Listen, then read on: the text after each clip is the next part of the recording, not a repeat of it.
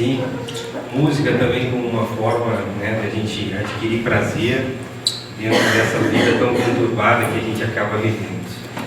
Bom, antes de mais nada, eu gostaria de dizer que eu quase fugi dessa palestra, né, quando eu vi o programa e vi que tinham 2 psiquiatras, 3 agora com a Silvia, e um promotor. A chance de você ficar, né, trancafiado, né, é muito grande, faz com que você pense 2 vezes, né, antes de entrar numa sala que tem poucas saídas, né. Para falar sobre prevenção, né, e um oncologista, óbvio que trabalha com prevenção de doenças, principalmente uma doença grave como o câncer, não deixa de ser um desafio, porque nós temos que tratar a dependência química exatamente como uma doença, né, e um problema social que cada vez mais assola o nosso meio e as pessoas com que a gente convive. Antes o Leonardo e o Edson falavam sobre que a gente certamente vai lidar com um problema de dependência dentro e muito próximo da nossa casa, das pessoas que convivem com a gente. E eu pensando aqui no meu dia a dia como médico que trata câncer, na questão da dependência da nicotina, né? Se a gente ampliar então um pouco isso, a gente vê que todos nós temos dependentes químicos dentro da nossa casa, e de como nós temos que então aprender a lidar com relação a tudo isso. Então, para a gente começar a pensar um pouco na questão da prevenção, eu gostaria de fazer um convite para que a gente fizesse aqui um raciocínio de imaginação. Queria que todos parassem por um minuto e pensassem no que nos dá prazer na vida. O que nos faz sentir prazer dentro das nossas atividades do dia a dia? Um dia, desde o momento que a gente acorda até o momento que a gente vai dormir. O sono pode estar incluído aí também, né? Essas maneiras da gente sentir prazer. Por que isso é importante? Porque dentro daquele mecanismo do nosso cérebro de recompensa, que o Leonardo falava anteriormente, e na qual nós buscamos prazer, existe toda uma explicação científica que mostra que o nosso cérebro desenvolveu esse mecanismo de recompensa e de busca de prazer como um mecanismo de evolução natural. Como urologista, eu sei que os mais aptos a sobreviver, né, são os mais aptos e os mais evoluídos a se perpetuar, a perpetuar a espécie. Então, um câncer mais forte não é aquele câncer que ele possa ter características de gerar mais sofrimento, mas é aquele câncer que tem a característica de se perpetuar, de continuar existindo. E na espécie humana isso não é diferente. Então, dentro da nossa evolução, nós desenvolvemos um mecanismo de sentir prazer como um mecanismo de nós perpetuarmos a nossa espécie. E é por isso que nós sentimos prazer, então, no sexo, para a gente poder continuar reproduzindo, né, e perpetuando a espécie. Sentimos prazer quando nós estamos com frio e estamos num ambiente então mais aquecido, porque a gente sabe que a gente vai fugir das intempéries, né, e vai se sentir mais acolhido. Sentimos prazer também nas nossas relações interpessoais, porque o prazer, então, ele não é uma coisa nociva. O que acontece é que nós distorcemos essa busca do prazer exatamente porque nós não temos noção exata do que nós estamos fazendo aqui, de qual é o sentido da nossa existência. Então, essa busca de prazer se perde para a busca de prazeres artificiais, para a busca de prazeres imediatos, ao invés de nós entendermos que o nosso cérebro está preparado sim para o desenvolvimento de sentir prazer e alguns tipos de satisfação sutis na nossa existência e na questão do dia a dia. Então, vocês querem saber como é que um dependente químico se sente? Pensem em não sentir mais prazer, então, em coisas simples. Eu não senti mais prazer de conviver com os meus filhos, eu não senti mais prazer na presença dos meus pais, eu não senti mais prazer em escutar uma música, eu não senti mais prazer em comer nada, então eu simplesmente não como. Eu não senti mais prazer em coisas que são banais, ler um jornal, ligar a televisão, né? Conviver com as outras pessoas. cuidar da minha própria aparência, e vem a questão da autoestima, né? Então eu não quero saber de mais nada. A única coisa que eu busco é a satisfação e tentar o equilíbrio através do consumo de uma substância. E por que isso ocorre? Exatamente porque o uso de uma substância química, que é algo então artificial para o nosso organismo, anula essa sensação de prazer que nós sentimos por todo o resto. E nós acabamos buscando só aquilo. É óbvio que no primeiro momento isso nos dá prazer, nós buscamos muito essa sensação de bem-estar, mas com o tempo isso vai se transformando num outro mecanismo, que é o mecanismo de nós anularmos o desprazer que a síndrome de abstinência nos traz, com todos os seus sintomas, né? Mal-estar, ansiedade. Então, quando a gente falava do álcool aqui, todo mundo bebe um pouco para relaxar, né? Pode até relaxar num primeiro momento, mas depois o que vem é um efeito rebote que gera uma ansiedade ainda maior, fazendo com que a gente tenha que tentar beber cada vez mais, tenha que tentar usar substâncias cada vez mais para controlar essa ansiedade. Então, falar em prevenção é falar exatamente na compreensão desses mecanismos. Por que as pessoas buscam substâncias químicas? Por que as pessoas fumam? Né? Por que uma pessoa fuma na frente de um local que está escrito lá Centro de Tratamento do Câncer, em palavras garrafais, né? Sabendo que 90% das pessoas que estão lá em tratamento estão por causa do cigarro. Basta abrir uma estatística e ver que hoje morre uma pessoa a cada 8 segundos por causa do cigarro. E em 20 anos vai morrer uma pessoa a cada 3 segundos por causa do cigarro. E mesmo assim, as pessoas continuam fumando. Isso vale para o álcool e isso vale para as substâncias ilícitas. Mas por que então nós continuamos usando? Porque falta, né, para as pessoas, em primeiro lugar, a compreensão exata de qual o sentido da nossa existência. O que nós estamos fazendo aqui? Por que nós estamos nesse corpo físico, né, vivendo aqui nessa cidade, junto dessa comunidade, na família que eu tenho, com a profissão que eu tenho? Compreender isso, parar para refletir sobre isso, né, vai ao encontro do que nós buscamos de compreensão da nossa fé. O Espiritismo nos dá uma noção de uma fé raciocinada na qual nós buscamos compreender tudo o que acontece conosco. Por quê? Porque isso nos auxilia a entender que essa existência não é única, que nós somos espíritos imortais e vamos continuar encarnando e tendo várias existências pela nossa necessidade evolutiva, e de que, óbvio, tudo que nós fazemos aqui, numa lei de causa e efeito, nós levamos conosco.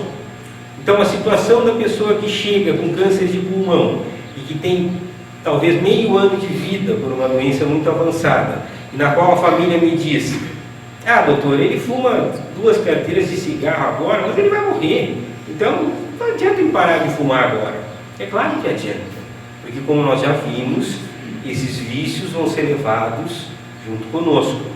Nós vamos levar essa doença, nós vamos levar essas sensações, nós vamos levar essas necessidades. Então, entender que a nossa vida não termina aqui, naturalmente faz com que a gente tenha que se cuidar mais. Se nós, a existência é só essa, então eu vou viver o que eu puder viver agora, porque nós vamos morrer mesmo assim, então faz com que a gente viva de uma maneira desregrada. Agora, se nós entendermos que essa existência aqui é só uma etapa, que a nossa vida continua, obviamente faz com que a gente pare para refletir, pare para pensar. Mas então, o que eu estou fazendo na minha existência? Como é que eu estou conduzindo a minha vida? E dentro de todos esses mecanismos de busca de sensações e busca de prazeres, onde eu estou buscando a minha felicidade? Será que eu estou buscando a felicidade naquilo que realmente é relevante e importante? Ou será que eu estou buscando a minha felicidade naquela vida fictícia que a própria mídia me coloca, que eu tenho que ser eternamente jovem, bonito, rico, bem-sucedido, de posição de destaque na sociedade, E quando a doença aparece, uma dependência química, por exemplo, ameaçando a nossa vida, do que isso vale? Então, mudar o foco da nossa existência, saber o que nós estamos fazendo aqui, é primordial. E isso, então, como uma primeira etapa, né, de trabalhar a fé como uma maneira de prevenção. E onde é que começa isso? Dentro da nossa casa, né, dentro do convívio com as pessoas que estão mais próximas. Jesus nos ensinava que nós temos que amar o próximo acima de todas as coisas. Então, quem é o nosso próximo mais próximo? As pessoas que convivem conosco, os nossos companheiros, os nossos filhos, os nossos pais, os nossos irmãos. Então, esse é o trabalho que tem que ser feito no sentido de fazer com que as pessoas se deem conta do que nós estamos fazendo aqui nessa existência.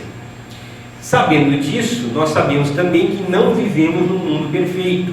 Pelo contrário, nós vivemos ainda num mundo de provas e expiações, onde tem muita coisa errada, onde ainda tem muita coisa a ser corrigida, muita injustiça, muitas situações que a gente vê que são ainda de total desconhecimento. Então, dentro desse raciocínio, nós começamos a entender que se o mundo é imperfeito, nós somos imperfeitos também.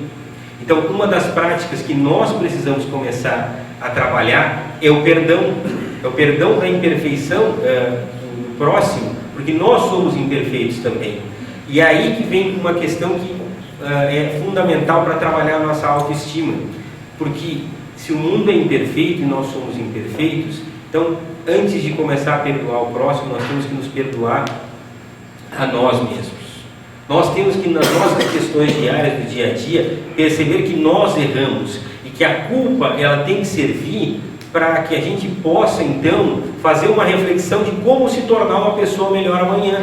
Mas, de maneira nenhuma, ela tem que ser uma culpa punitiva, nos gerando um castigo, fazendo com que a gente se sinta indigno de receber até auxílio com relação a todas as coisas.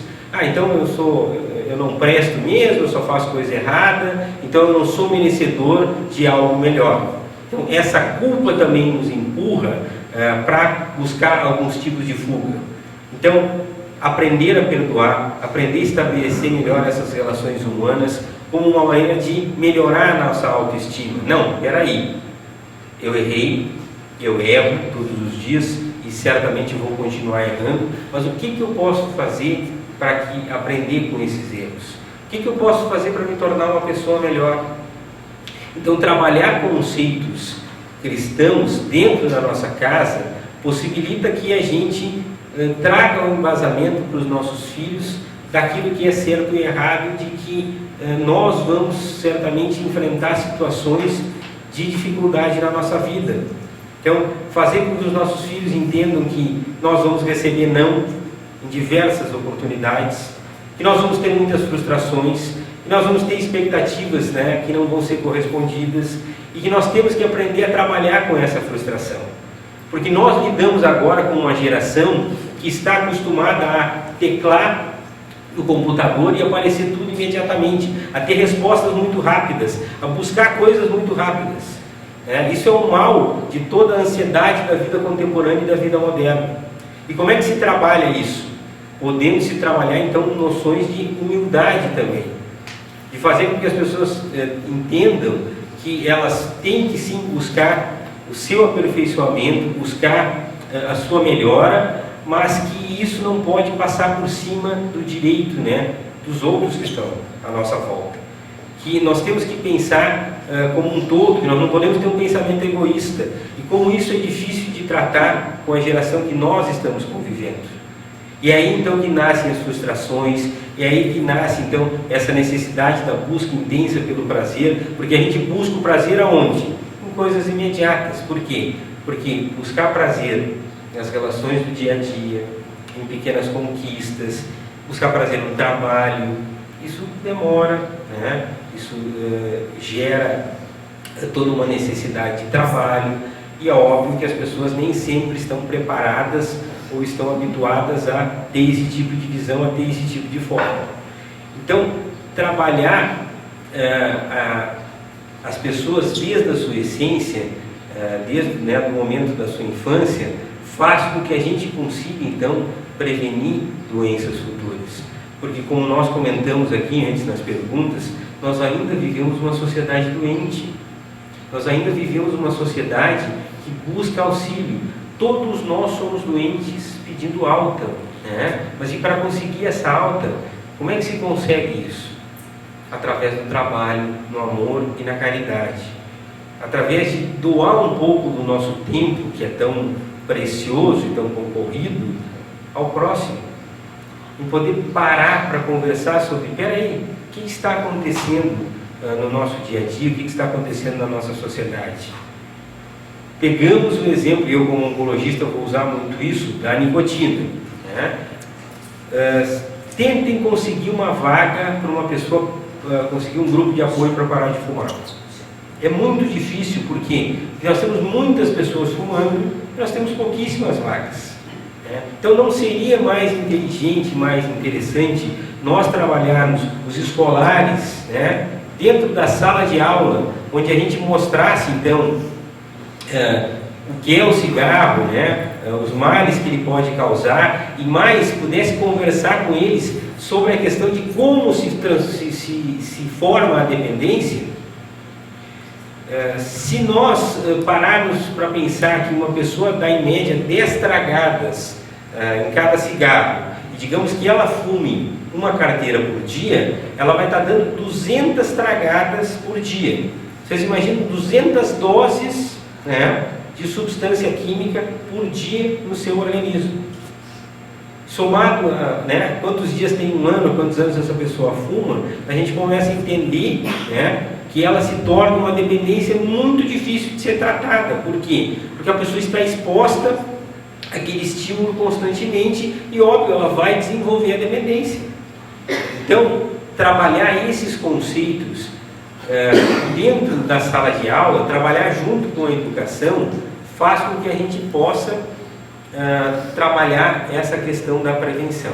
Então, dentro das nossas relações, dentro do dia a dia, chegar para um adolescente hoje, chegar para uma criança hoje, dizer, olha, você não pode fumar, você não pode beber, você não pode usar drogas, porque isso mata, bom, isso é importante, mas elas sempre vão alegar, mas o fulano bebe todos os dias, não morreu, o fulano fuma todos os dias e não morreu.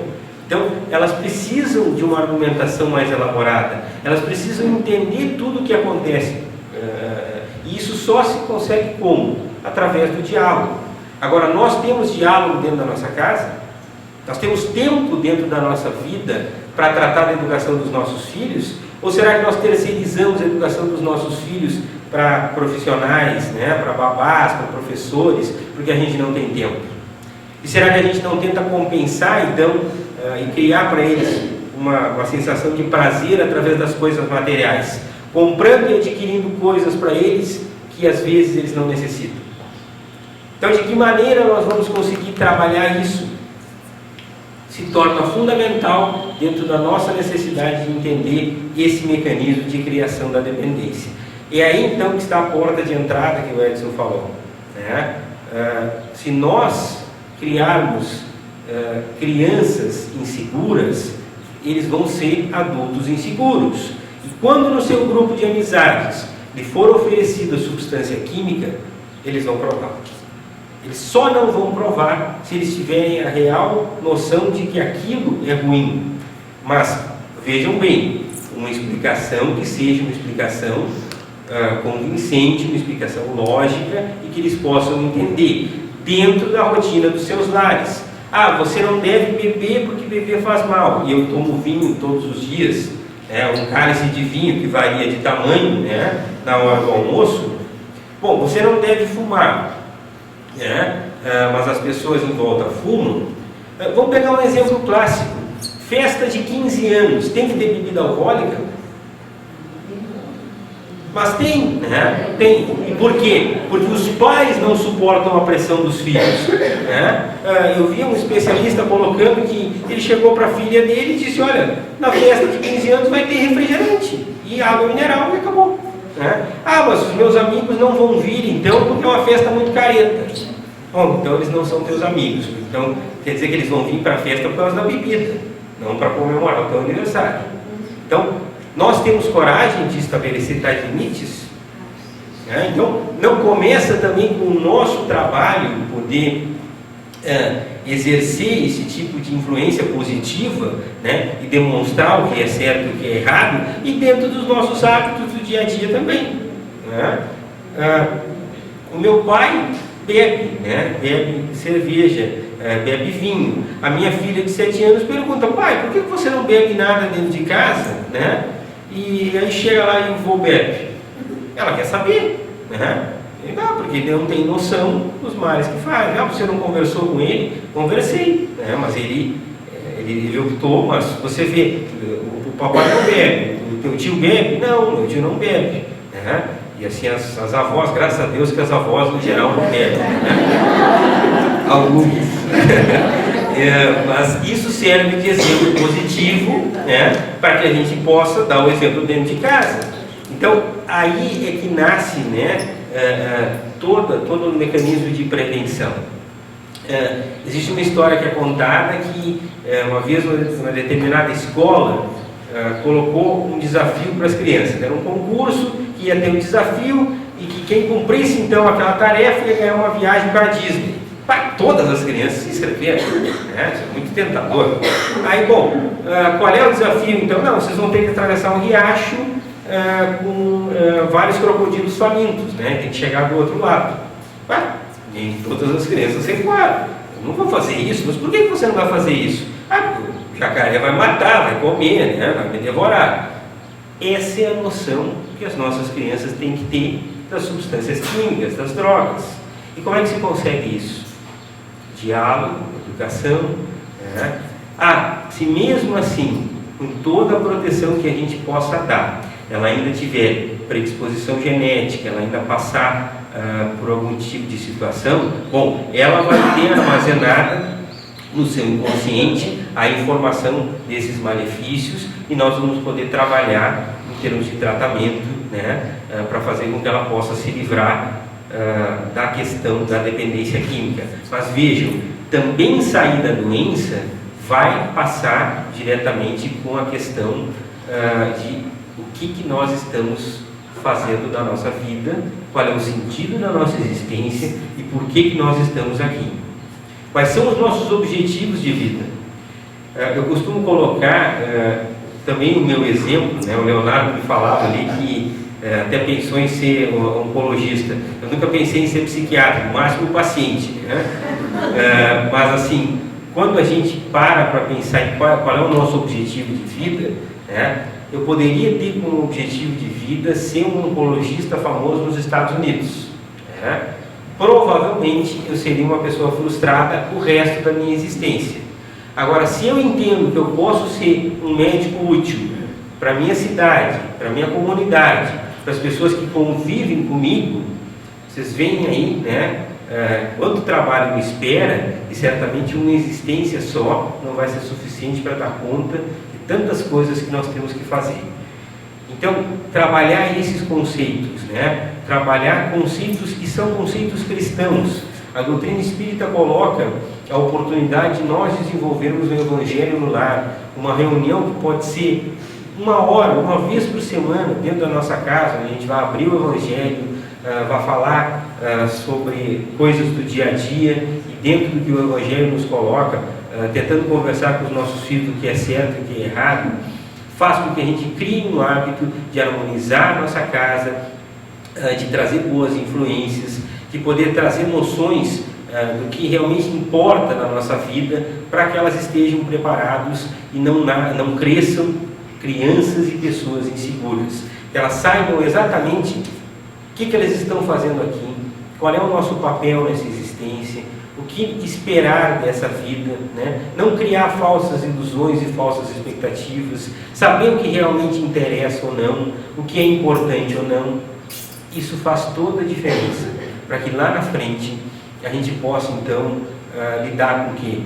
Com adultos saudáveis, com adultos que possam entender, né, de uma vez por todas, que nós temos que dar o exemplo, que nós erramos, mas que nós temos que aprender com os nossos erros, que nós nos sentimos culpados com uma necessidade de melhorar e poder nos reformarmos a cada dia, mas que isso não deve servir como um motivo para nos castigarmos ou nos autopunirmos com uma culpa e nem tentar buscar fugas por mecanismos de prazer artificial que, quando as pessoas me perguntam se a gente tem noção do que pode ser o inferno, eu diria que o inferno é isso. O inferno é estar escravizado por uma substância e passar a viver em função dela, deixando todo o resto que realmente importa, né, e tudo aquilo que nos dá prazer de lado, porque o nosso cérebro está completamente apagado, ele entrou em curto-circuito e não consegue